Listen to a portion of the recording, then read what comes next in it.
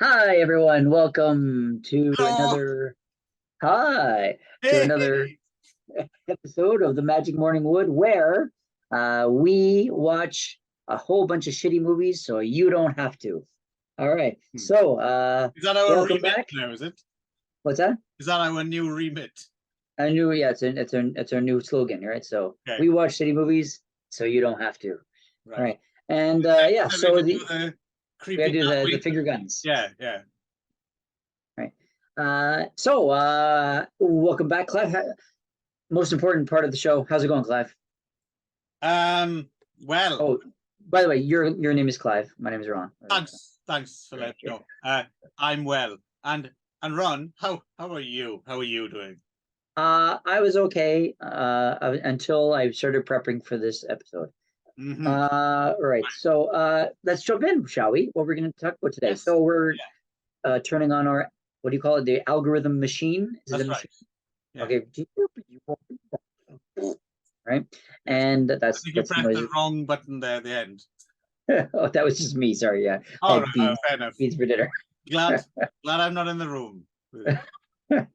And yeah, the so we're going off the algorithm, and so last episode we were doing rats. We had we yours was of unknown origin, and I chose Willard. So this Hmm. was our reactions to Willard, Yes. to the 2003 Crispin Glover remake of Willard. And so yeah, so we both chose Crispin based on Hellion Glover. Hellion Glover. Yes, Hellion. Yeah, which is quite the name. I actually didn't realize that was his real name. Like, I mean, I think those Crispin Glover things. in general is obviously Yes, quite a strange guy, I think that's but what happens when Bruce Glover is your dad. Is you end up called yeah, he's like Crispin you Hellion. get it that his parents must have been equally as weird to say, oh, let's just Well, name you've him seen Hellion. Bruce Glover in films, right? Like sometimes it is like watching, the proto Crispin, right? Yeah, right. Yeah. So, anyway, so yeah. Anyway, so I didn't know what to do from this. I was like, we could continue with rats, or we could go with I could just watch Back to the Future. Like so we do a lot of stuff. I said, but Crispin Glover that we talked about last time he's an interesting guy. He's a Yeah, is a bit of an enigma, I think, right? always So happy to watch a new, even when it's something as like random and like it brings nothing to the film at all. But like, doesn't he turn up in at least one of the Charlie's Angels yeah, the films? first one, yeah, he's like Yeah, or he's a couple, two of them, I think. Yeah, and he's just he's the called the thin man. Thin He Man doesn't. or something. Yeah, he doesn't speak, right? So Something yeah, like that that. which was all his idea. Apparently, it was like he had like a whole part, and he just said, "I don't think I should speak," and then he Right. just that was the part, right? So yeah, so yeah, he turns up for I guess pays the bills from here to there, and then he Well, that's the thing. You uh find yourself in the Charlie's Angels and say, what can I know. I'll con them into saying that I don't have to say anything and remember any lines. and then he uses I guess the paycheck to do things like what we're going to talk about today, Yes. uh which is his own project. And so I decided to chose. I chose this.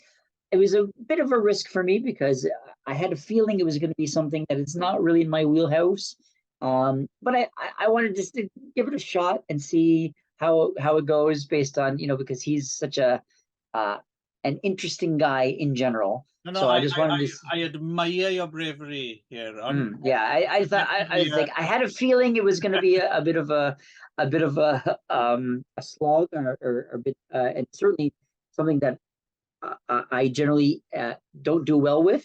But I wanted just to see what would happen, just to give it a yeah, shot. more likely a Luckily, Clive choice than a Ron choice, this one. yeah, it was really more of a New York type of choice. But I thought at the very least maybe you may have gotten something out of it as well. Had you seen this before? I hadn't actually. I was No, quite okay. pleased because I'd known of it, or Mhm. actually I'd known about it for so. I assumed when you mentioned it because it Mm. started life as a short film project. I thought it was a short film. I thought you'd chosen a short film. I wasn't aware that it had been kind of extended to almost feature Oh length.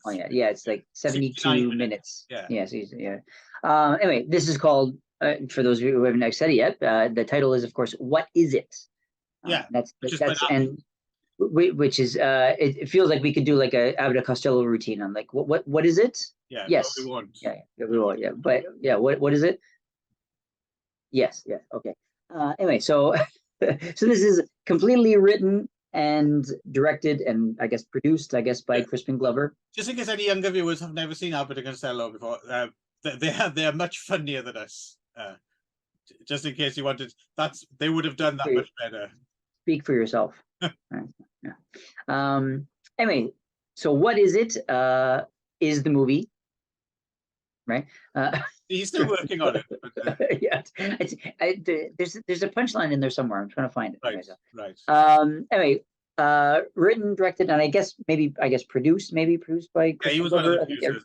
He's like everything. So I think I noticed an executive and starring Cassian Elwes. How do you pronounce his name? Cassian Elwes. Cassian Elwes. Yeah, he was in Princess Bride, right?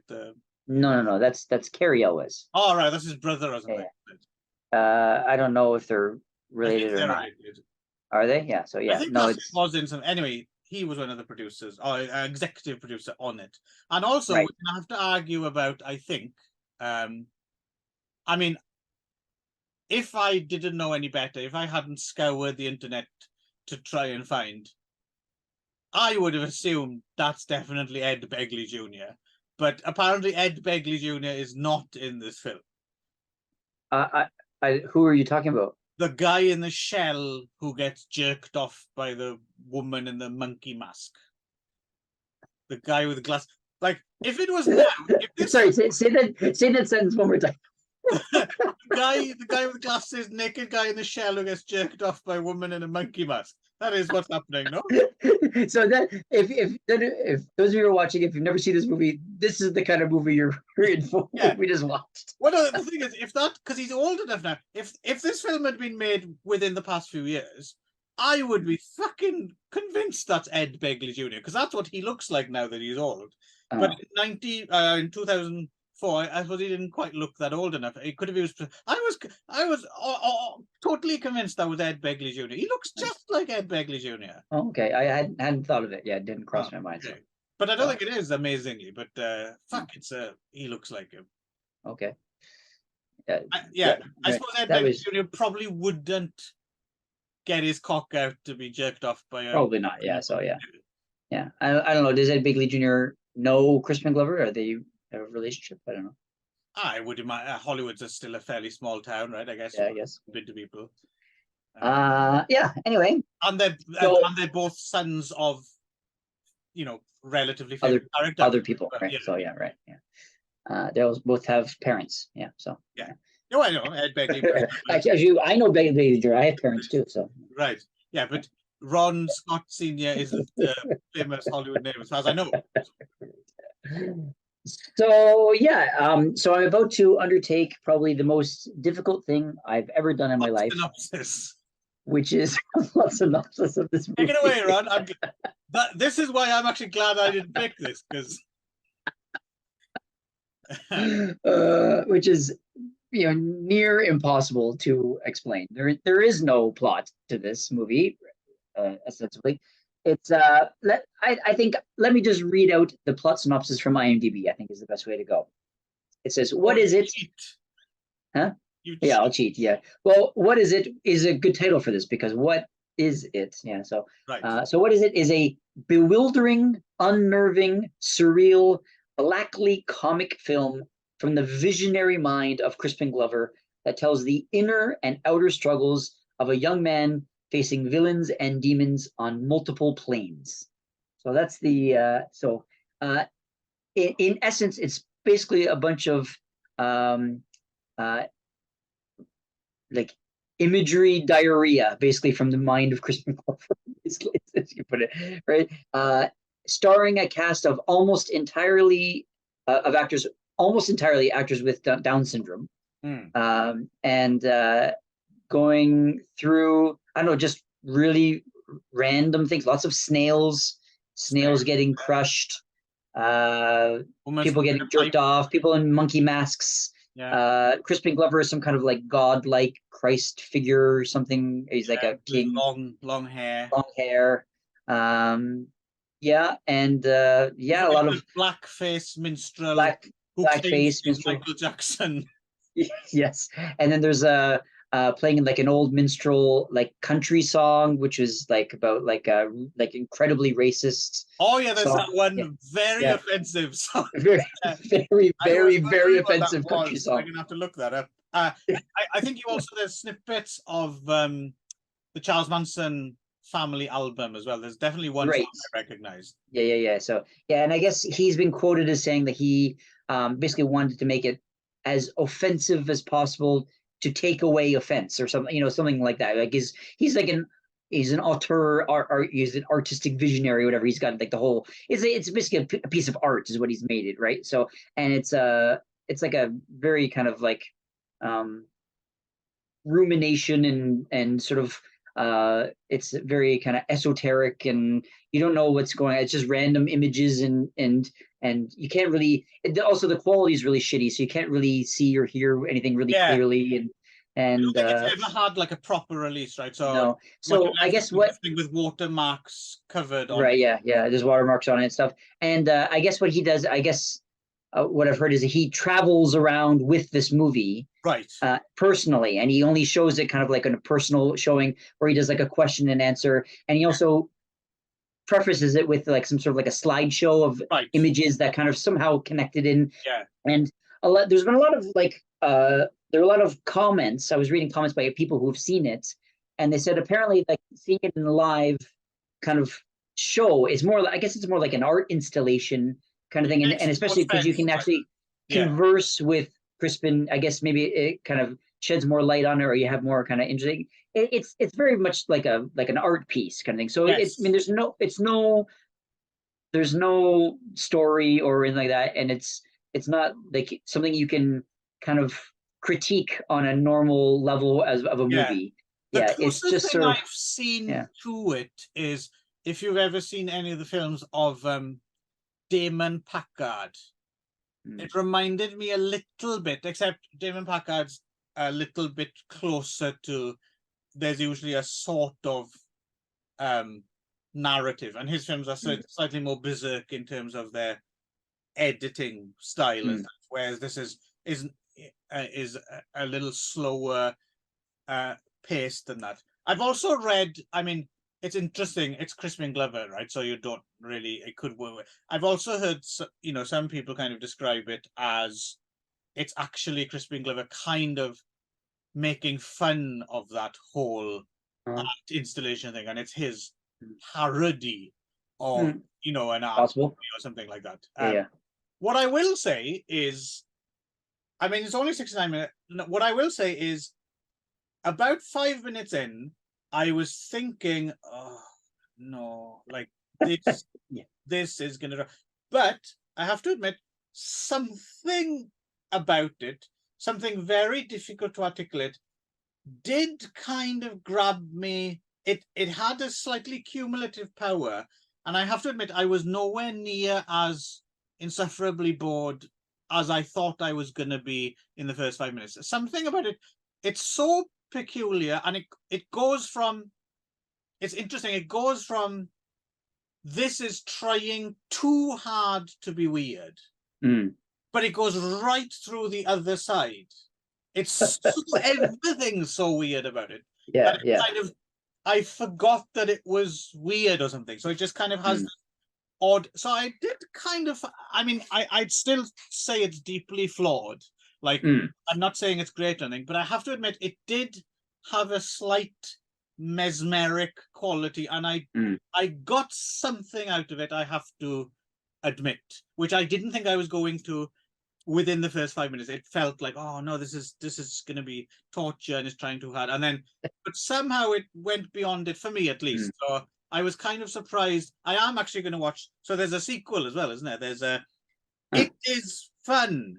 No, sorry, It Is Fine. Everything is fine. It is fine. And apparently it was a planned trilogy, but he hasn't made the third one yet. Still on the way, yeah, the third one. So I will, I mean, I'm sensing from your tone, you might not be rushing out to watch It Is Fine, but I will be watching it. I had the exact same thing at exactly 5 minutes, or around the same time. I was like, oh, and then I sort of had more difficulty pushing through, and I sort of started to lose focus a little bit. And I think maybe that had a lot to do with it, because I I couldn't really figure out what people were saying too, because the quality was so shit.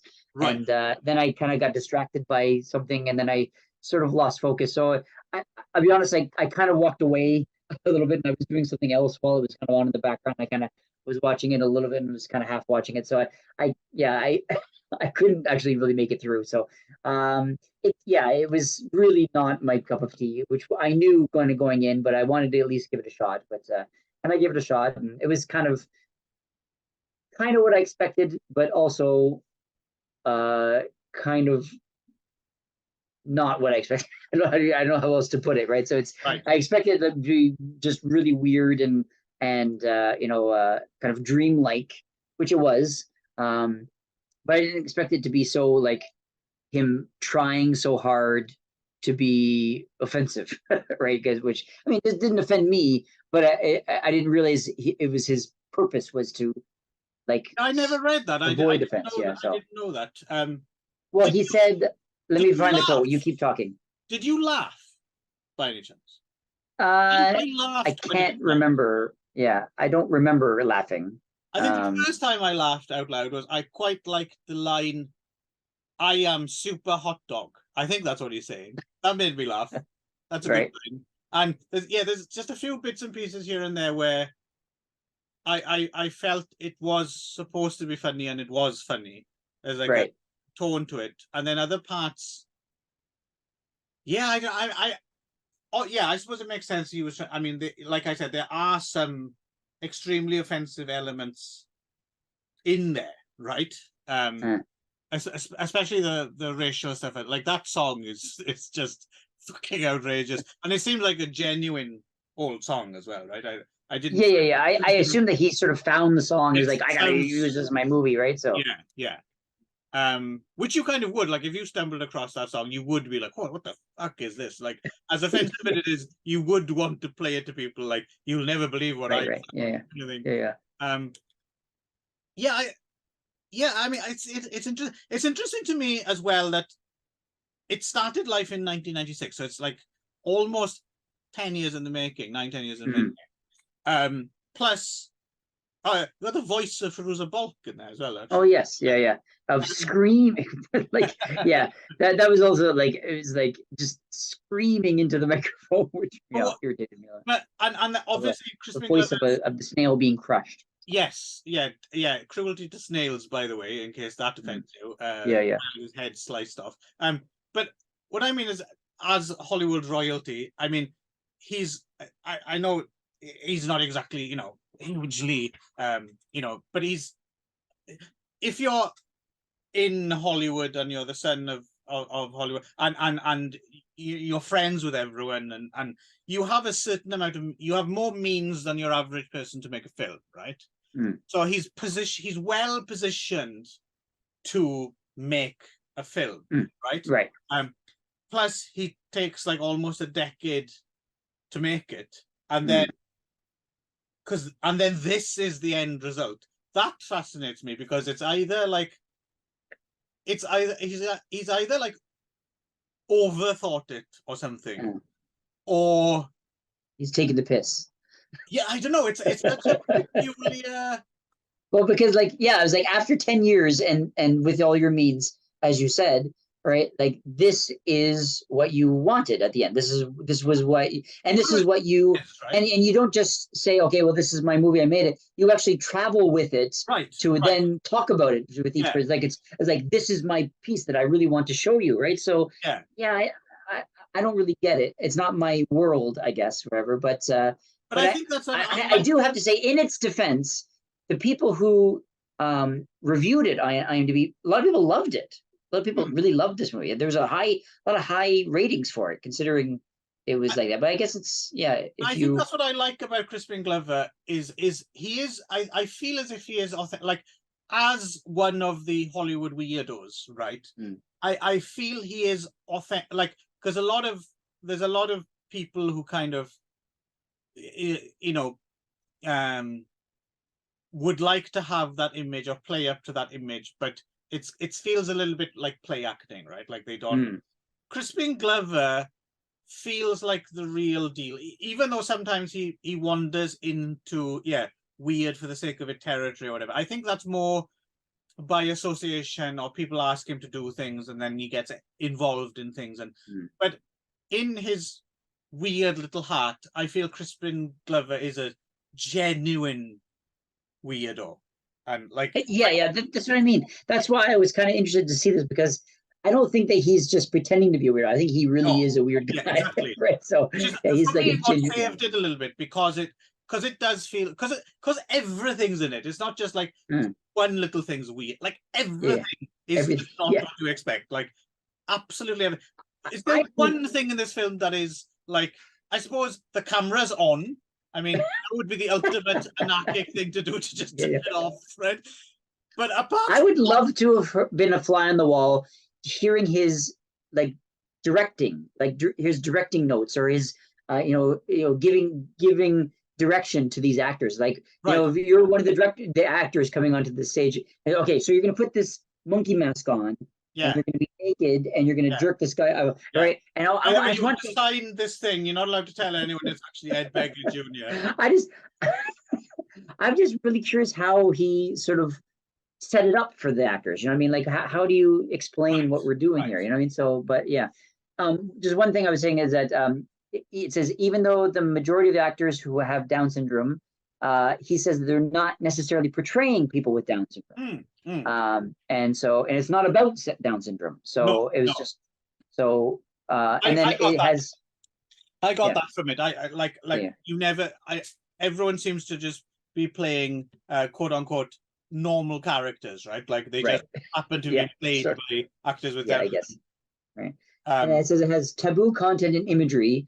Glover sees the themes of the film relating to his psychological reaction to the corporate restraints that have happened in the last 30 or more years in filmmaking. Yeah, again. Specifically in that anything that can possibly make an audience uncomfortable is necessarily excised, or the film will not be corporately funded or distributed.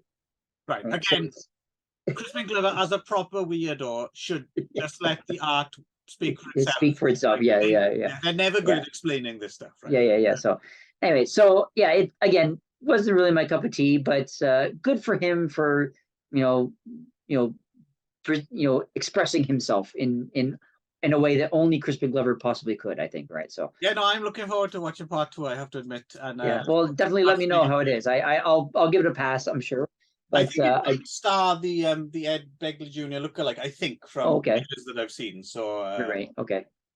Yes. But I read that it also has the main Down syndrome actor character. I don't know his name, but Bevins or something. That he apparently I heard that Crispin rushed the second one into production a little bit more because that actor's health was failing, so he wanted him to be in it. I think that was the Ed Begley guy, Stephen. Oh, was it? Oh, okay. I thought it was okay. Yeah. I see. Okay.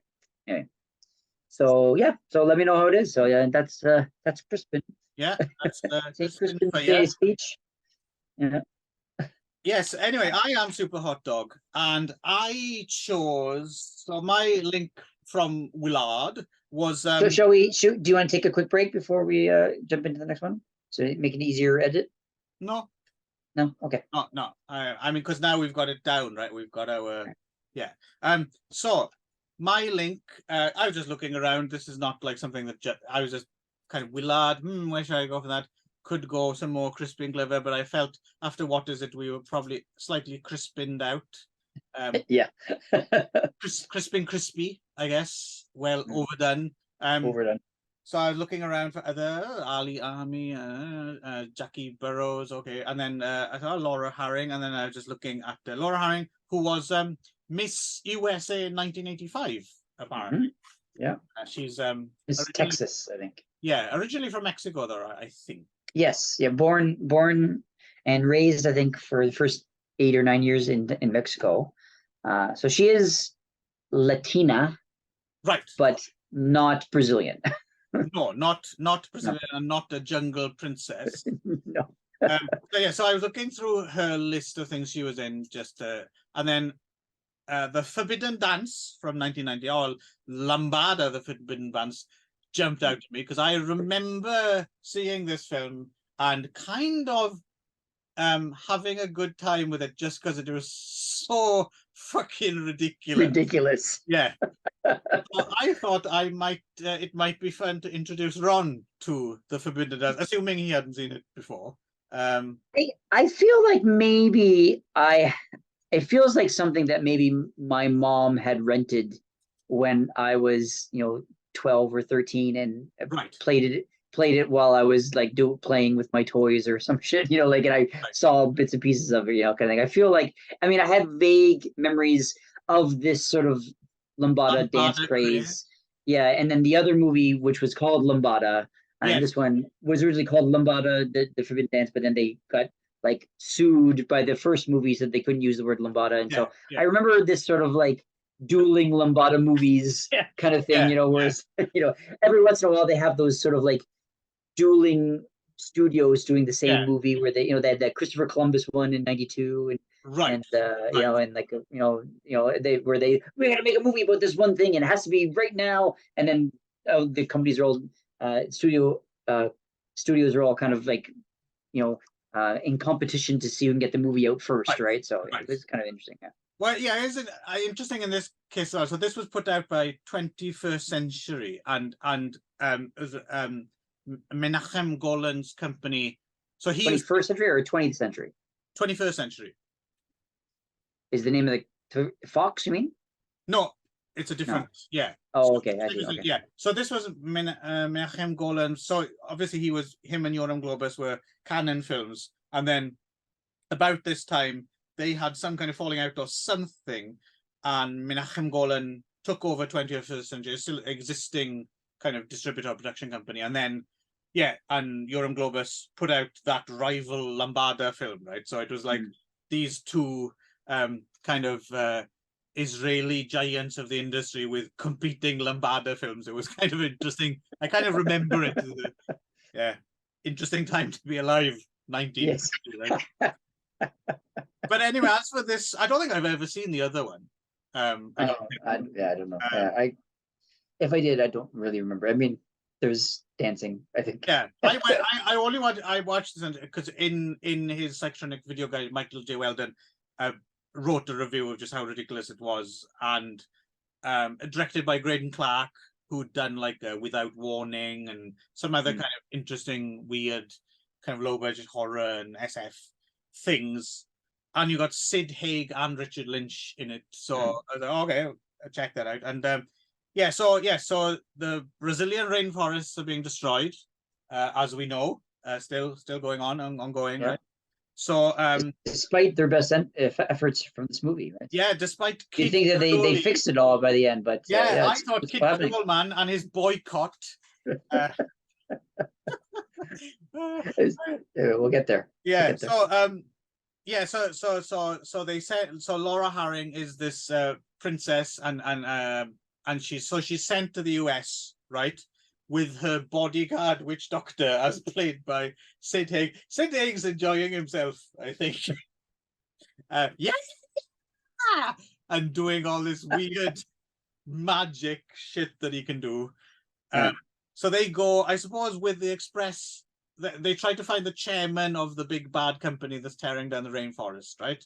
But they can't get to him, primarily because Richard Lynch in his cowboy hat is kind of preventing them from doing that. She ends up getting a job as a maid at this kind of racist, rich, like all the white people are quite racist in this film. They're all talk about wetbacks and things like that. Yeah.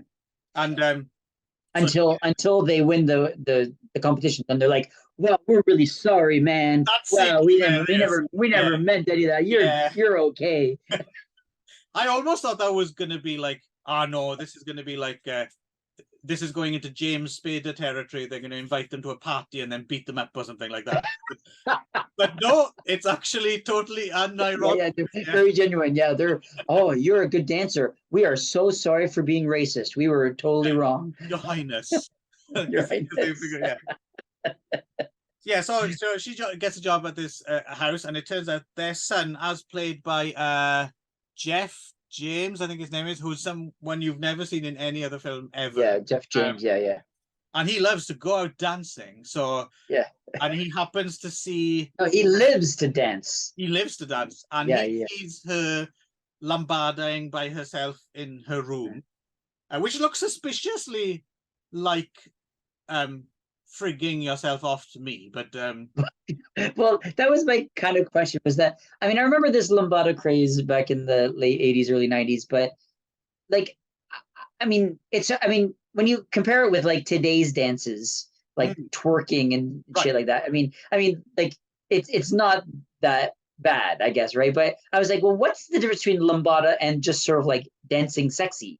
Because it basically just seems like they're just, just doing a lot of this. And I was like, well, is that lambada or is that just dancing sexily, right? I mean, so yeah, I couldn't really tell how, like, I don't know, accurate this movie was in terms of actually how luckily enough, Ron, you're in luck there, because just in case you're confused, they play the one song over and over and over again that goes Lambada, Lambada. You're like, oh, that must be Lambada then. That's the Lambada song, but is that the correct Lambada dance? I trust in the filmmakers. Yeah, okay. It's either that, or actually there's another song that goes Capoeira. Yeah. Just Capoeira is another one. Yeah. But I thought Capoeira was like a fight mixed. No, it's a Brazilian fighting dance. It's like a fight. It's like a movement that's like with fighting kind of, but it's actually like a dance. It's a dancing, right? It's the one Mark Dacascos does in a few movies, right? I don't know who that is.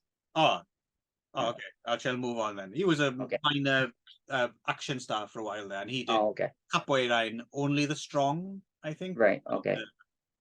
Yeah. So they can't get through because Richard Lynch is in the way, and of course, there's the Jeff James's snotty, waspish girlfriend and all the horrible white people. So the only way they can raise awareness, it's funny, he's into it straight away, isn't he, Jeff James? Like, she just mentions like, oh yeah, they're destroying some stuff in Brazil, and he's like, my God, like we have to use the power of Lambada to save the rainforest. That's right. And as ridiculous as that line is that I just said, that literally is the plot of this movie. Is that they're That's right.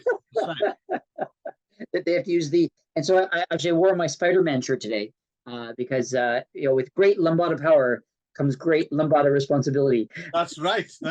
And so yeah, it's a bit like, it reminded me of all those kind of like 50s, like, let's put the show on here and save the dance hall. Except rather than the dance hall, it's the entire Brazilian and the world.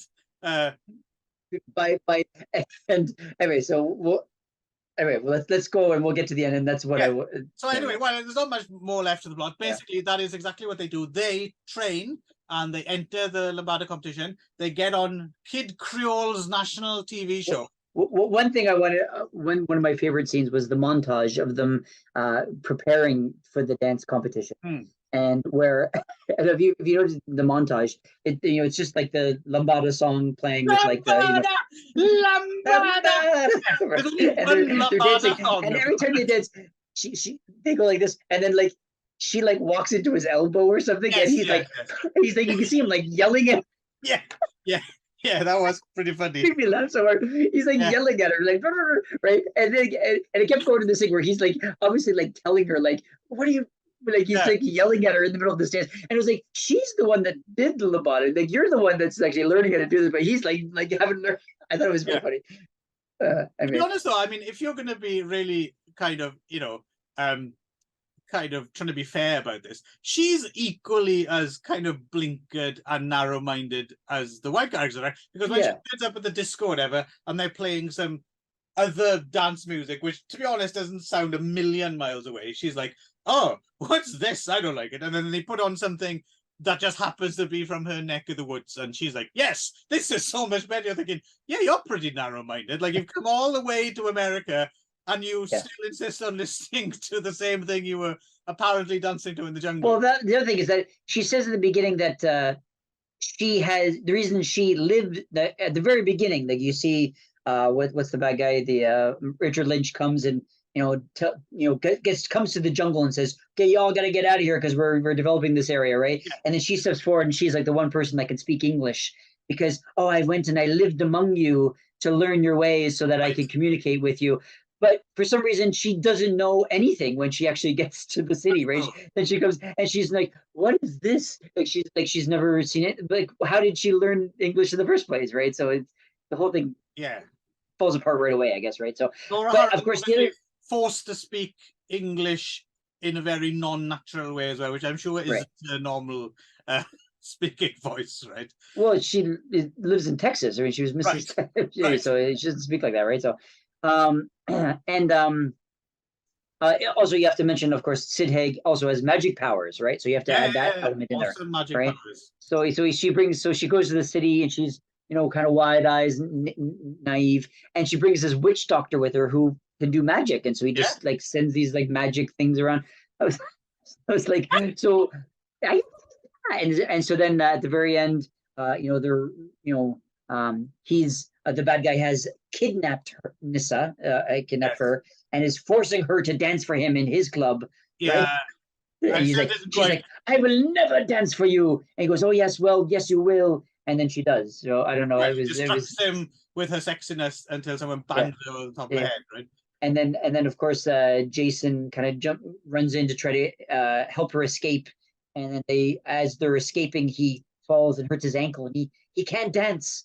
And then of course Sid Haig as the witch doctor shows up and does this like Mr. Miyagi, like magic power stuff. And then suddenly he's better, and they win. And so this is the part that was my favorite, was that finally after all of this, the whole point was to do this was to go up and get on Kid Creole's TV show, which is broadcast across the nation, right? To use it as a platform to talk about to save the rainforest. And so finally they get up there, they win the competition, they get up there and say, hey everybody, we should save the rainforest. Yay, we did it! The end, right? Like that was literally what. No, it's not just that, because Kid Creole himself says, well, if that's the case and that company's doing that, then I say we should boycott them. Yeah. The end.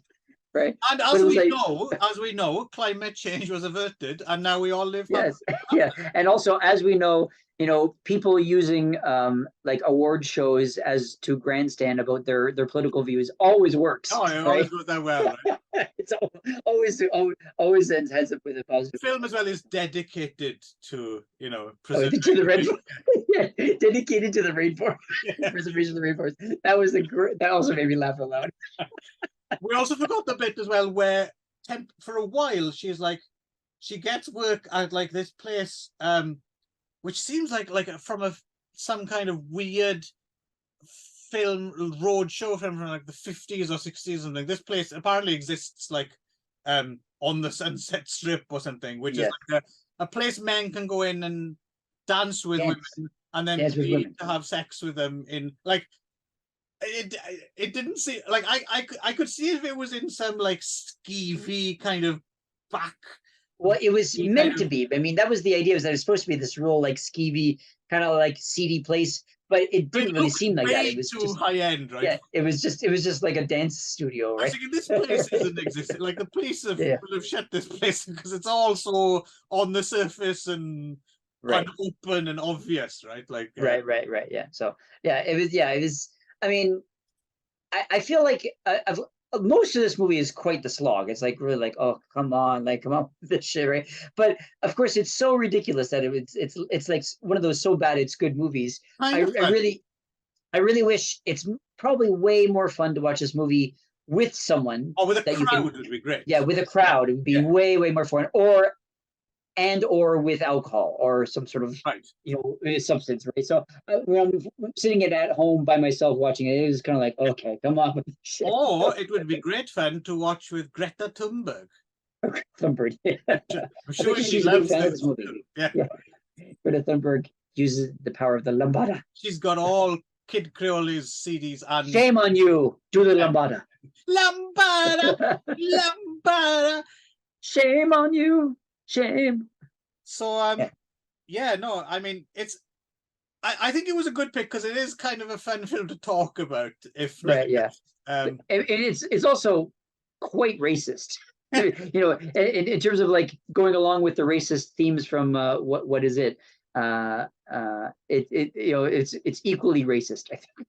Yeah, but I not wonder not what in the way- Brazilians think of this movie, actually. not in the way. What is it? Is obviously not actually. Yeah, It's kind of teasing drawing you, attention to the racism. whereas Yes. this is more casually, genuinely. Yeah, racist. Yes. just casually racist. Yeah. So yeah. So apparently it was written in the crayon. Lambada. What's that? In crayon. Crayon. Well, no, apparently it was the Lambada craze happened, or I read somewhere that was like it was the perceived Lambada craze. Like it was almost like there was no real Lambada craze. They just thought there was going to be ones. So we better hurry up and make some movies about it. And so they heard that the other studio was making the Lambada. So they planned. So the two writers of this, it was the two guys. I guess it was Roy Langston and John Platt. Yeah. Just got in a car and on the way to the studio made the story just in the car on the 10 minutes drive to the studio. I think they finished within 3 minutes and then just smoked silence for the rest of the week. And apparently it took them 10 days to write this script, which is quite amazing. It didn't. No, it didn't. According to I think they danced they rushed for 9 days. And actually made it to release before the other one did, even though the other one had started first, right? So that was so they won the race. I don't think apparently they're both shit. So I don't think the other one is as fun as this one. I don't think. No, I've heard that some reviewers said that the other one is the better of the two. Is the other one? Yeah. But I mean, you don't want better with this type of. Yeah, but what to what standard? Of course, right? Exactly, so I mean, in comparison to this ridiculous, there's not. Yeah. It's raised to the level of mediocrity, maybe. Right? Yeah, I guess. Yeah, I'm fair. We haven't seen it. We probably shouldn't review a film we haven't seen. But if it's fun, I have to say, I will watch it. I say congratulations to us. I'm relatively certain we are the only two people who have paired these two particular movies together. What is it? And the film plans. No. If you're looking for a great double bill for your next Christmas, birthday, bar mitzvah, a bowling party, kid's birthday party, whatever, why not try What Is It? Followed by The Forbidden Dance. Lambada. Lambada. Lambada.